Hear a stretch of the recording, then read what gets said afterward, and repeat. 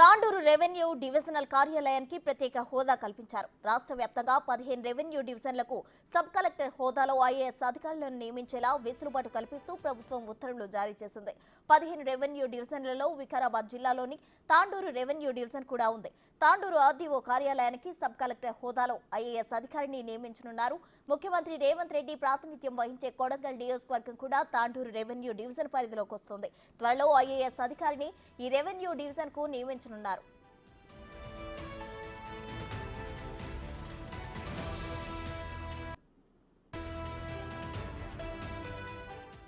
ప్రస్తుతం ఆర్డీఓగా శ్రీనివాసరావు కొనసాగుతున్నారు. హోదా పెంచడంతో ప్రస్తుత ఆర్డీఓ శ్రీనివాసరావు బదిలీ అయ్యే అవకాశాలున్నాయి. ఈయన స్థానంలో ఐఏఎస్ అధికారిని నియమించనున్నారు. పరిపాలనా పరంగా విస్తృత అధికారాలు, నిర్ణయాలు తీసుకునేందుకు నియమించే అధికారికి ప్రత్యేక అధికారాలుంటాయి. తాండూరు రెవెన్యూ డివిజన్ పరిధిలో తాండూరు పట్టణం, తాండూరు, యాలాల, బషీరాబాద్, పెద్దేముల్, కొడంగల్ పట్టణం, కొడంగల్, మద్దూరు, బోరాంస్పేట్, దౌలతాబాద్ మండలాలు ఉన్నాయి. ప్రత్యేక హోదాతో మరిన్ని మండలాలు అధికారి పరిధిలోకి తెచ్చే అవకాశాలున్నాయి.